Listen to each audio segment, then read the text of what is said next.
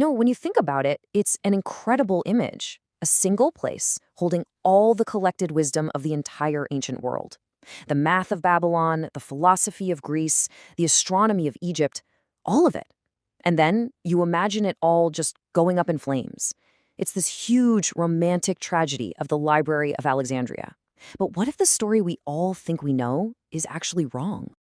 Right, so let's really get into it. For centuries, everyone has blamed the destruction of this incredible library on one single catastrophic fire. But the truth, well, it's a lot more complicated and honestly, maybe even more tragic. It's a real historical mystery. To even begin to understand what was lost, we have to get our heads around the sheer scale of what this place was. I mean, this wasn't just some building with a bunch of books. It was a monumental idea. This incredible ambition to collect all of human knowledge under one single roof.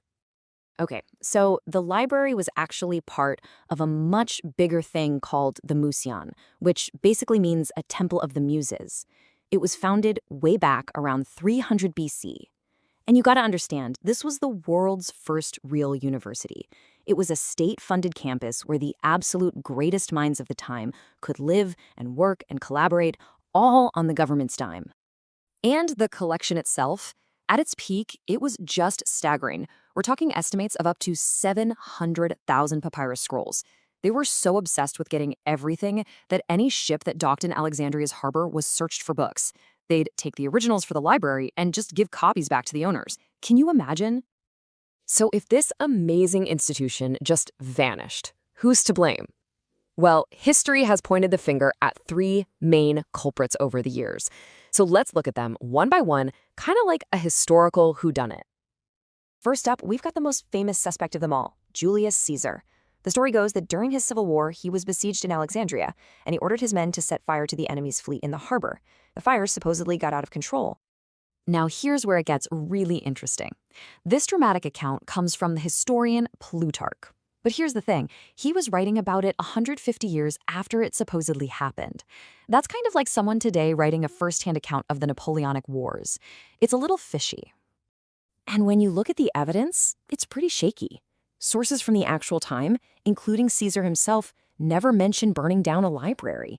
You'd think his enemies would have had a field day with that for propaganda, but nothing. Silence. So most scholars now think the fire probably just destroyed some scrolls in warehouses down at the docks, not the main library itself, which was safely inland. So our verdict on Caesar? Probably not the guy. All right, let's fast forward about 400 years to our next suspect. We're now in an era of intense religious conflict. The Roman Empire is becoming Christian and tensions are running really high. Now, this part is 100% historically confirmed. In 391 AD, Christian authorities, with the emperor's official blessing, did destroy a place called the Serapeum. It was this magnificent pagan temple that also happened to house a daughter library with tens of thousands of scrolls. But, and this is the million-dollar question, were the scrolls still in there when they tore it down?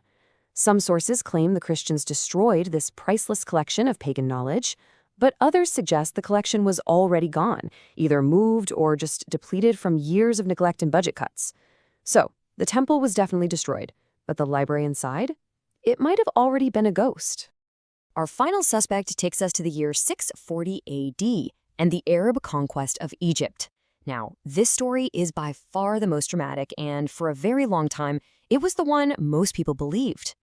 And there it is, the infamous quote. The story is that the conquering general asked the Caliph Omar what to do with the library, and this was his chilling response. They say the scrolls were then used as fuel for the city's bathhouses for 6 straight months. It's a powerful and incredibly damning story. But there's one huge problem. This story doesn't appear in any historical source, not Christian, not Muslim, for 600 years. It just pops up out of nowhere in the 13th century, right in the middle of the Crusades, a time of, intense propaganda. So today, pretty much all historians agree, it just never happened.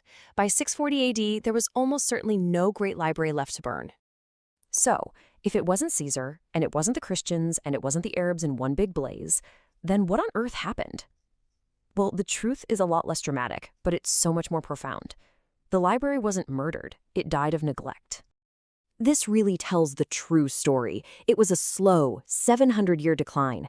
You had budget cuts from a crumbling Roman Empire, constant political instability, scholars getting purged, and just the simple physical decay of papyrus scrolls that weren't being constantly and expensively maintained. The horrific murder of the brilliant mathematician Hypatia by a mob in 415 AD is often seen as the symbolic end, the final nail in the coffin for Alexandria's golden age of intellect.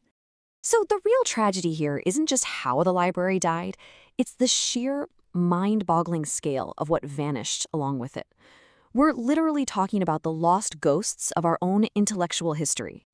Some modern estimates suggest that we have lost 90% of all classical Greek literature. 90%. The Library of Alexandria was basically the ancient world's backup drive, and it completely failed. I mean, just look at these numbers. They're devastating. The great playwright Sophocles, he wrote over 120 plays. We have 7 of them. Aeschylus wrote 90. We have 7.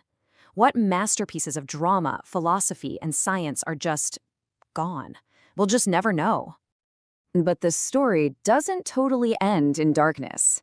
In a really fascinating twist, modern technology is turning us all into archaeological detectives, and we're finding fragments of this lost world in the most unexpected places. Right now, we're using these incredible techniques like multispectral imaging and even AI to read texts that were thought to be completely lost. I'm talking scraped off, faded to nothing, or even burned to a crisp. And this is leading to some amazing finds. The Oxyrhynchus papyri, which was basically an ancient garbage dump in Egypt, has given us lost poems by Sappho. And the carbonized scrolls from Herculaneum, the city buried by Mount Vesuvius, are slowly being read for the first time in 2,000 years. The library is gone, but its echoes, they're still out there. So here's the real verdict, the thing to take away. There was no single villain. There wasn't one great fire. The Library of Alexandria died this slow, painful death over centuries. It faded away because of budget cuts and indifference and political turmoil. And that proves something really important. Forgetting can be so much more destructive than burning. And that, of course, leaves us with a final and pretty vital question for our own time. In our digital age, with fleeting data and formats that decay, what great libraries of knowledge are we, right now, just allowing to quietly fade away?